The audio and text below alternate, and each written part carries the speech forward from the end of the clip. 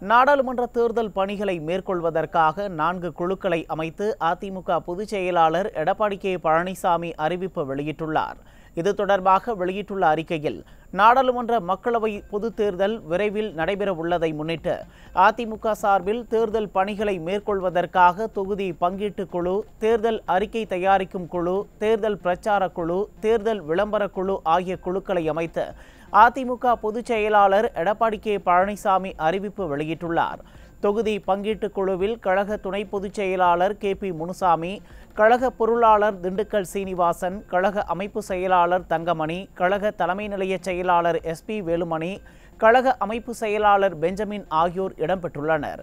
தேர்தல் அறிக்கை தயாரிக்கும் குழுவில் கழக துணை பொதுச் செயலாளர் நத்தம் விஸ்வநாதன், அனைத்துலக எம்ஜிஆர் மன்ற செயலாளர் புன்னையன், கழக தேர்தல் பிரிவு செயலாளர் முனைவர் பொள்ளாச்சி ஜெயராமன், கழக அமைப்பு செயலாளர்கள் சி.வி. சண்முகம், ஜெயக்குமார், செம்மலை, கழக மகளிரணி செயலாளர் ப. வளர்மதி, கழக அமைப்பு செயலாளர் ஓ.எஸ். மணியன், கழக புரட்சித் தலைவி பேரவை செயலாளர் ஆர்.பி. உதயகுமார், கழக இலக்கிய அணி செயலாளர் முனைவர் வைகை செல்வன் உள்ளிட்டோர் இடம்பெற்றுள்ளதாக அதிமுக பொதுச் செயலாளர் எடப்பாடி கே பழனிசாமி தெரிவித்துள்ளார்.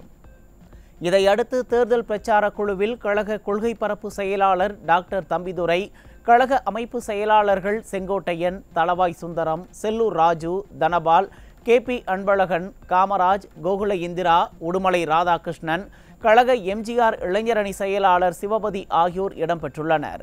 தேர்தல் விளம்பர குழுவில் கழக அமைப்பு செயலாளர்கள் சி. விஜயபாஸ்கர், கடம்பூர் ராஜு, ராஜேந்திர பாலாஜி, கழக விவசாய பிரிவு செயலாளர் அக்ரி கிருஷ்ணமூர்த்தி, கழக மருத்துவமனை செயலாளர் டாக்டர் பி. வேணுகோபால், கழக இளைஞர் பாசறை இளம் பெண்கள் பாசறை செயலாளர் டாக்டர் பரமசிவம், கழக வழக்கறிஞர் பிரிவு செயலாளர் இன்பதுரை, கழக சிறுபான்மையினர் நலப்பிரிவு செயலாளர் அப்துல் ரஹீம், கழக தகவல் தொழில்நுட்ப பிரிவு செயலாளர் ராஜ் சத்தியன், கழக தலைமை செயற்குழு உறுப்பினர் ராஜலட்சுமி உள்ளிட்டோர் இடம்பெற்றுள்ளதாகவும், கழக உடன்பிறப்புகள் அனைவரும் குழுவினர்களுக்கு முழு ஒத்துழைப்பு நல்கிட வேண்டும் என அதிமுக பொதுச் செயலாளர் எடப்பாடி கே பழனிசாமி கேட்டுக் கொண்டுள்ளார்.